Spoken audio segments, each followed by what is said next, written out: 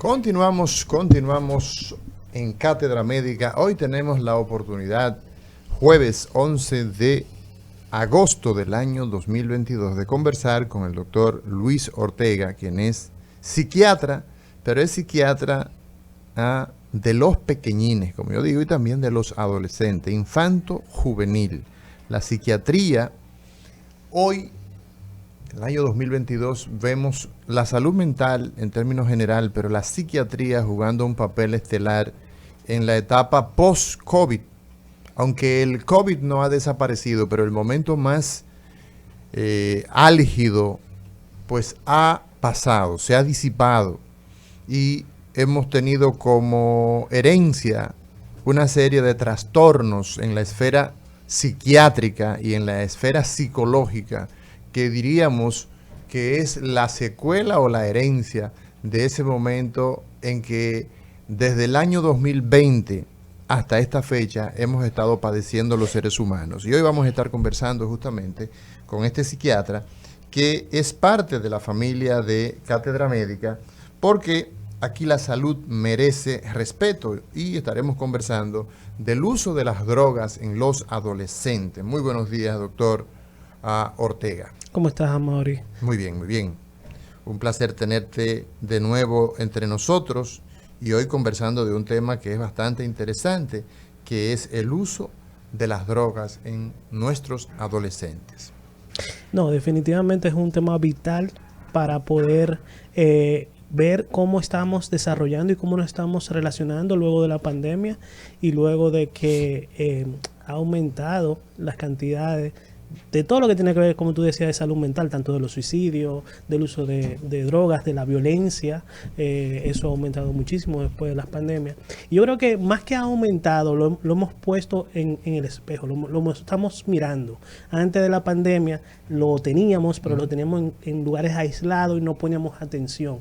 Al aislarnos y ponerle atención a esos casos, y vemos cómo está incrementando y cómo influencia la socialización, el contacto, todo eso ha hecho que le pongamos importancia a lo que es la salud mental. Yo pienso que definitivamente al ser humano se puso en estrés, en una situación de estrés, y sacó todo lo que había dentro de sí, lo bueno y lo no bueno. Y esto pues se pone de manifiesto, y la psiquiatría y la psicología, la salud mental en términos general, pues juega un papel importante.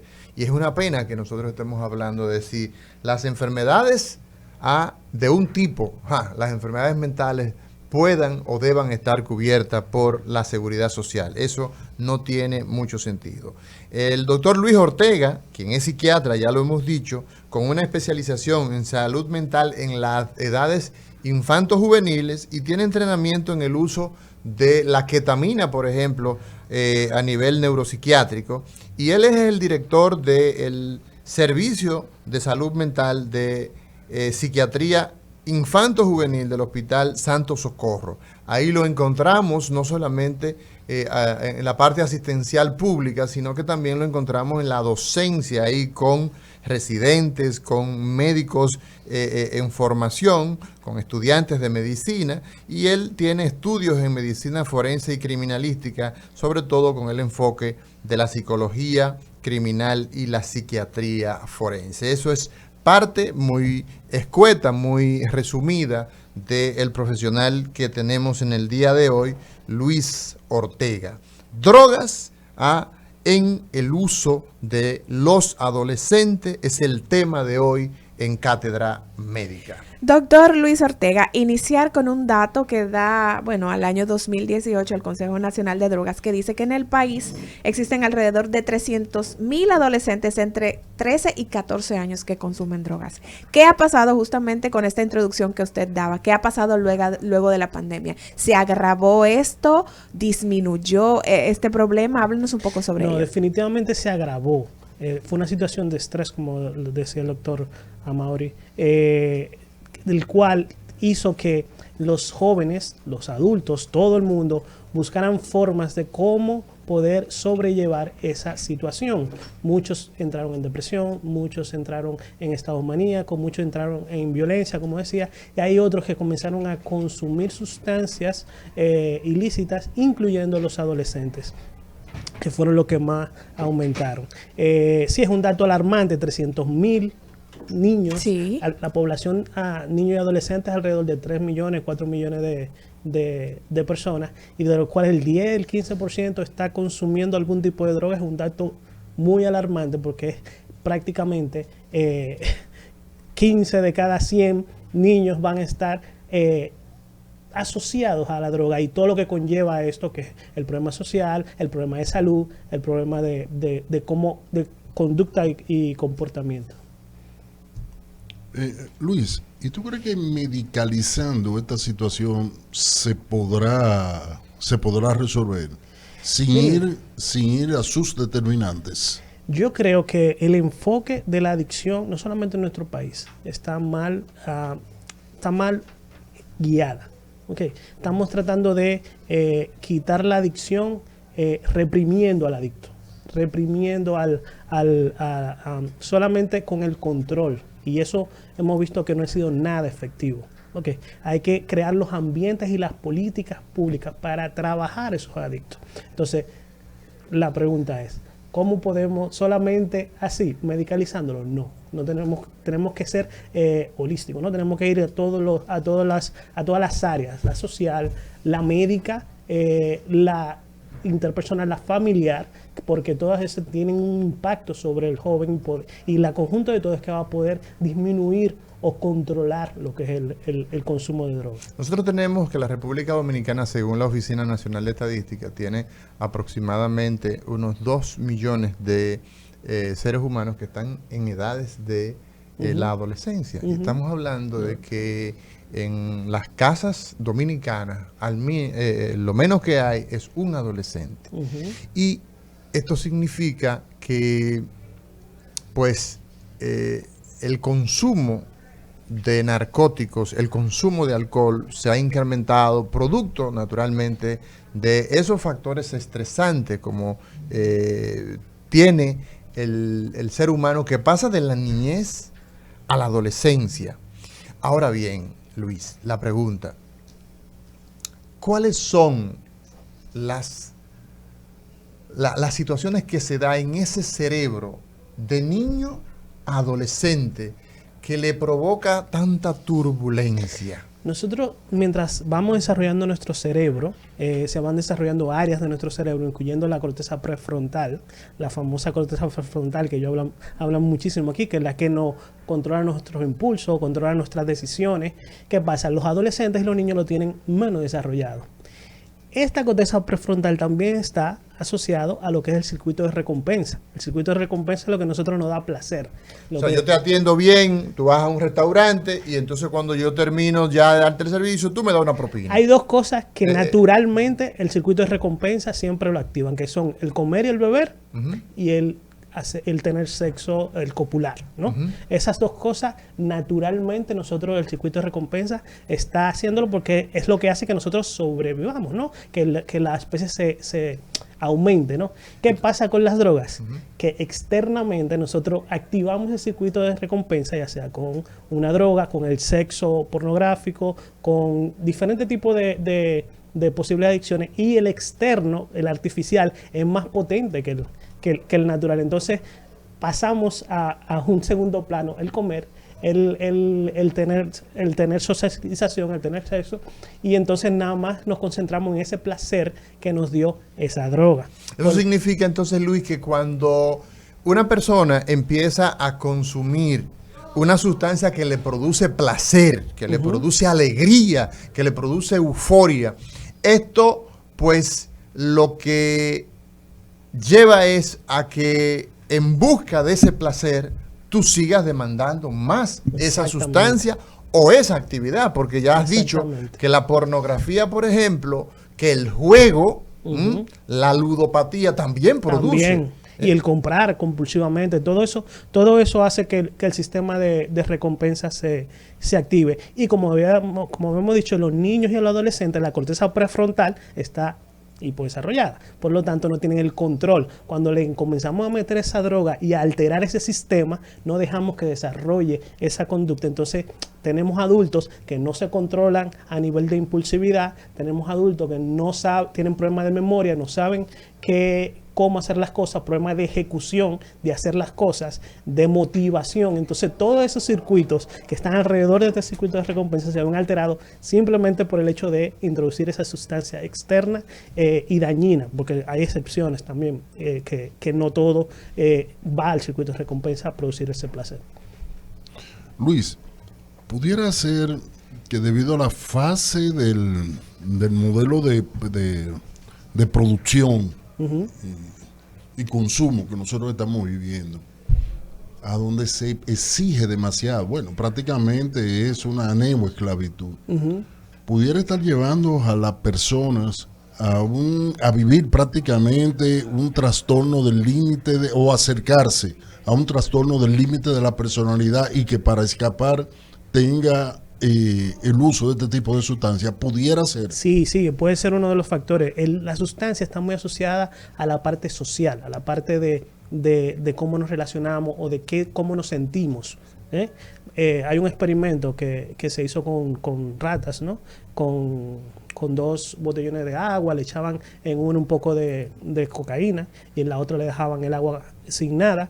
En el experimento vieron que la rata consumía el agua de cocaína todo el tiempo, hasta que se dio una sobredosis y se murió. Hay un científico, se llama Bruce Alexandre, que dijo, pero vamos a hacerlo este experimento de otra forma. La que diferenció fue que él hizo como un parque de juego. Le hizo un parque de juego, le puso más rata, le puso algún tipo de otra comida que era como dulce para él. ¿Y qué pasó? Que y le puso los 2 botellones de agua. No consumían el de droga. Porque esa activación, esa forma, entonces ya no la tenían que ir buscando sobre esa cocaína. Entonces, lo que dice, si solamente la parte social la vamos arreglando, vamos a ir disminuyendo lo que es la necesidad de buscar esa sustancia.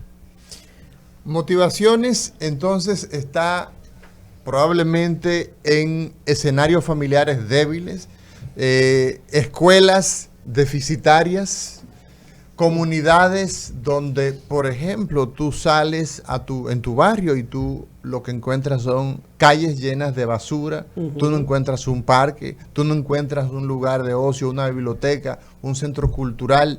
Vas a cualquier pueblo en Japón, cualquier pueblecito pequeño, no estamos hablando de capitales, estamos hablando vas a un pueblecito en Europa, vas al municipio de Llanes, en Asturias, y encuentras ahí una piscina municipal, una cancha de tenis, encuentras lugares para esparcirte, y entonces observamos que el comportamiento de nuestros niños, de nuestros adolescentes, es totalmente opuesto al de esa realidad. Eso es así. Y eso aumenta lo que es la probabilidad de caer en una adicción a droga. No es que tener todo esto no va a aislar de la persona que pueda caer en droga. Hay un porcentaje de la población que va por solamente probar una sustancia, va a caer en adicción, independientemente del ambiente social. Claro.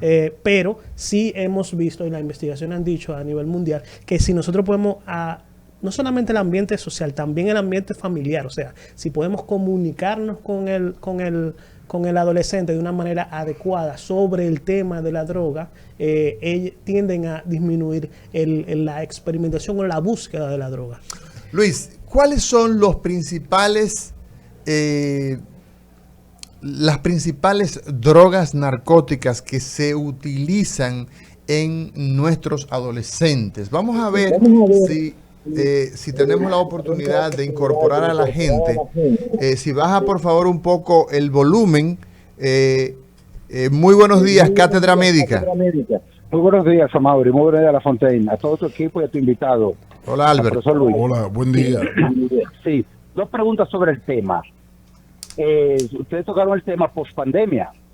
He notado que se han presentado diferentes crisis, tanto de salud mental, psicológica, etcétera, pero por ahí viene que se está vislumbrando una crisis laboral con el tiempo, porque en la pandemia, por lo menos aquí en Norteamérica, pues se le dio ciertas ayudas a las personas que se quedaron en la casa. El Estado lo asistió.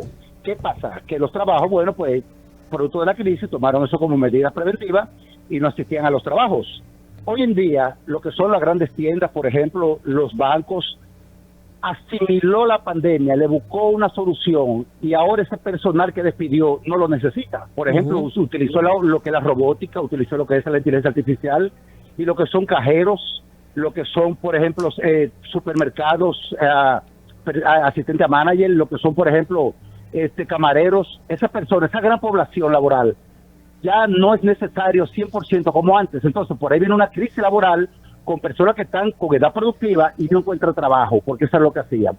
No sé cómo se va a asimilar eso. Y la otra es, mi querido profesor, si ya usted explicó los daños que hacen las drogas, tanto en la juventud como en el adulto, en todo el mundo, el transformar el cerebro o el pensamiento es algo que es caótico, pero ¿está usted de acuerdo con que siga ilegal y se persiga, o está de acuerdo con buscarle una solución a la legalización o a los que estamos viendo en el mundo ahora, o a la, como te dicen ahora, o a la permisibilidad, qué sé yo, al control? ¿Cómo está de acuerdo usted con la legalización o no?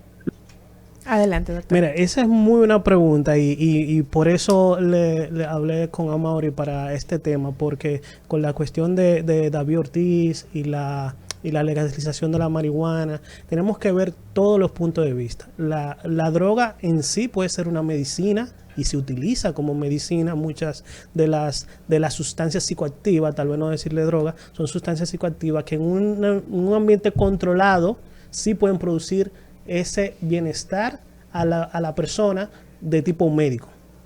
Por poner un ejemplo, lo que estábamos hablando, la parte de la ketamina, ¿no? En la depresión se ha visto mucha mejoría. La parte de un extracto de la marihuana, ¿no? Que sí se ha visto que han disminuido las convulsiones, ¿no? Como el CBD.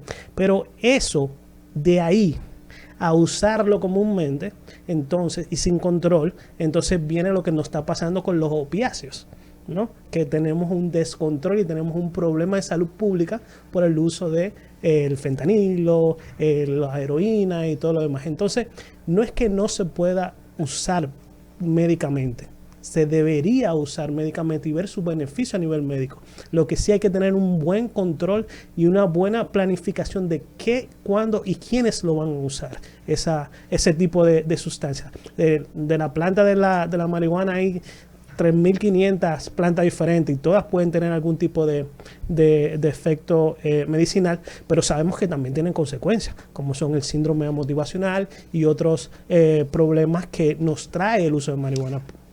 Vamos a seguir ampliando todos estos conceptos con el doctor Luis Ortega, ese síndrome que acabas de citar, y vamos a hacerlo después de la pausa. Hoy en Cátedra Médica tenemos al doctor Luis Ortega hablando del consumo de drogas narcóticas en los adolescentes.